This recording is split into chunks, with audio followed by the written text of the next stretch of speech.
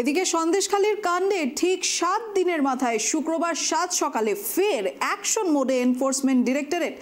একদিকে ইডি তল্লাশি, অন্যদিকে সন্দেশখালী বনগাঁর ঘটনা থেকে শিক্ষা নিয়ে কেন্দ্রীয় বাহিনীর এরিয়া ডমিনেশন। পুর নিয়োগ দুর্নীতির তদন্তে কেন্দ্রীয় বাহিনীর রণসজ্জার পাশাপাশি আজ সকাল থেকেই দমকল মন্ত্রী সুজিত বোসের 2টি ঠিকানায় চলছে কেন্দ্রীয় এজেন্সির তল্লাশি অভিযান। একের পর এক তৃণমূল নেতাদের বাড়িতে কেন্দ্রীয় এজেন্সির হানা নিয়ে মুখ খুললেন বিরোধী দলনেতা শুভেন্দু অধিকারী। তিনি বলেন, নিয়োগ দুর্নীতিতে সরাসরি যুক্ত সুজিত বসু। আর কি বলেছেন তিনি শোনাবো। তাদের কাছে মেটেরিয়াল পেয়েছে বলেই এনফোর্সমেন্ট ডাইরেক্টরেট আজকের পূর্ণ দিনে পূর্ণ কাজ করতে ভোর ভোর বেরিয়ে পড়েছে। সুজিত বসু দক্ষিণ দমদম পুরসভাতে নিয়োগ দুর্নীতিতে সরাসরি যুক্ত, একাধিকবার আমি বা অন্যরা বলেছেন। স্বাভাবিকভাবে এরা প্রত্যেকে যুক্ত, অপর্ণা নিয়োগী যুক্ত, 70টা পুরসভার চেয়ারম্যান এবং তৃণমূলের নেতারা যুক্ত। ব্যাগ গোছানো শুরু করুন, সঙ্গে শীতের জিনিসও রাখবেন।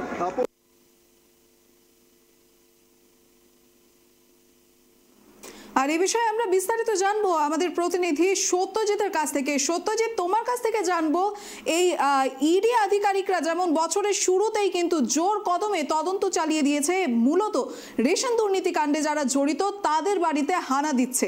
শেখ শাহজাহানের পাশাপাশি আরো বহু জায়গায়, বনগাঁয় শঙ্করাঢ্য, তারপর বিজয়নগরেও কিন্তু লাগাতার তারা তল্লাশি চালায়। আর এবার যেমনটা আমরা দেখতে পারলাম যে আজ 7 সকালে কিন্তু সুজিত বসুর বাড়িতেও গিয়ে হানা দিল আধিকারিকরা। এ বিষয়ে তোমার কাছ থেকে বিস্তারিত জানবো। দেখো দিশা, প্রথমেই যেটা বলবো, গত 7 দিন কিন্তু বঙ্গ রাজনীতি ছিল সন্দেশখালী নিয়ে খুব ব্যস্ত ছিল। সন্দেশখালী নিয়ে কিন্তু খবরের শিরোনামে, কিন্তু সেই 7 দিন পার হওয়ার পর সন্দেশখালী এখন অতীত। 7 দিন পরেই কিন্তু আজ পুরোনায় কিন্তু ইডি হানা দিয়েছে রাজ্যের দমকল মন্ত্রী সুজিত বসু, বরানগরের বিধায়ক তাপস রায় এবং উত্তর দমদম পুরসভার প্রাক্তন চেয়ারম্যান সুবোধ চক্রবর্তীর বাড়িতে। কিন্তু আজকের যে তদন্ত, ইডির যে হানা দেওয়া, এটা কিন্তু কোনো রেশন দুর্নীতি নয়, এবারে এটা কিন্তু তোমার পৌর নিয়োগ দুর্নীতি। কিন্তু একটা জিনিস যদি আমরা খেয়াল করি, পিছনের দিকে তাকাই, যে পৌর নিয়োগ দুর্নীতি কিন্তু রাজ্যের মানুষের আলোচনায় ছিল না, কারো ধারণাতেও ছিল না। আমরা ব্যস্ত ছিলাম শিক্ষক নিয়োগ দুর্নীতি, শিক্ষক নিয়োগের কলকাতা হাইকোর্টের অবজারভেশন, ইডি সিবিআই তদন্ত। কিন্তু দেখা যায় এই শিক্ষক নিয়োগ দুর্নীতির তদন্ত করতে গিয়েই যেমন অ্যারেস্ট হয়েছেন পার্থ চট্টোপাধ্যায়, মানিক ভট্টাচার্য, তাপস মণ্ডল, এরপরেই কিন্তু গ্রেপ্তার হন অয়নশীল। এই অয়নশীলের গ্রেপ্তারের সময় তার বাড়ি থেকে যে নথি উদ্ধার করে ইডি আধিকারিকরা, সেখানে কিন্তু একটি ডায়েরি বেরিয়ে আসে। সেই ডায়েরিতে বেশ কিছু সাংকেতিক নাম পাওয়া যায়। সেখানে তোমার লেখা ছিল যেমন এসবি, MM, তাপস দা, এইসব সংকেতের ভিত্তিতে কিন্তু আজ ইডি আধিকারিকরা সুজিত বোস, রাজ্যের দমকল মন্ত্রী সুজিত বোস, তোমার বরানগরের বিধায়ক তাপস রায় এবং উত্তর দমদম পুরসভার প্রাক্তন চেয়ারম্যান সুবোধ চক্রবর্তীর বাড়িতে হানা দেয়। এবার প্রায় 11 ঘন্টা বেরিয়ে গেল।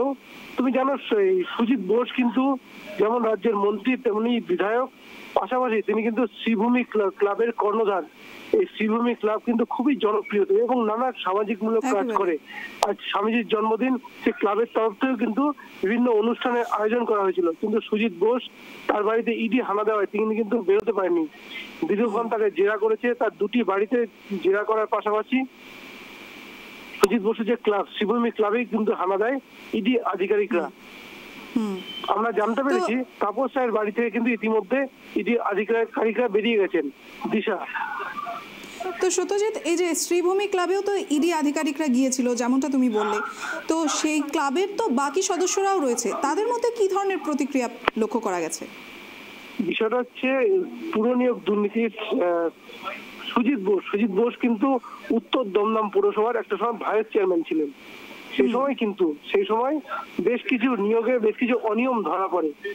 এরপরেই ইডি আধিকারিকরা হানা দেন।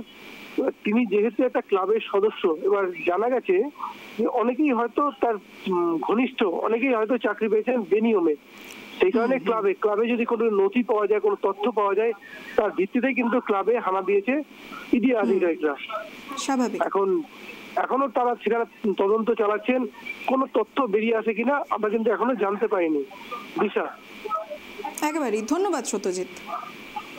আর এদিকে এবার নিয়োগ দুর্নীতিতে সরাসরি যুক্ত সুজিত বসু, এমনটাই কিন্তু অভিযোগ উঠছে। আর এ নিয়ে কিন্তু ইতিমধ্যেই অভিযোগ তুললেন বিরোধী দলনেতা শুভেন্দু অধিকারী। কিছুক্ষণ আগে আপনাদেরকে শোনালাম যে শুভেন্দু অধিকারী এই বিষয়ে কি বললেন। আর এদিকে যেমনটা বারবার করে কিন্তু অভিযোগ তোলা হচ্ছে যে এই কেন্দ্রীয় তদন্তকারী সংস্থার হানার পেছনে কোথাও না কোথাও কিন্তু বিরোধী দলের হাত রয়েছে, যেমনটা আমরা জোর অভিযোগ শুনতে পাচ্ছি।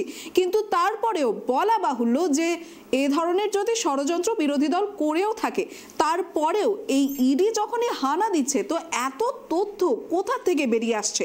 আর এ বিষয়ে আমাদের চোখ থাকবে, ট্রাইব টিভির চোখ থাকবে এ বিষয়ে। আগামীতে এই জল কতদূর গড়ায় সে বিষয়ে দেখার বিষয় হবে।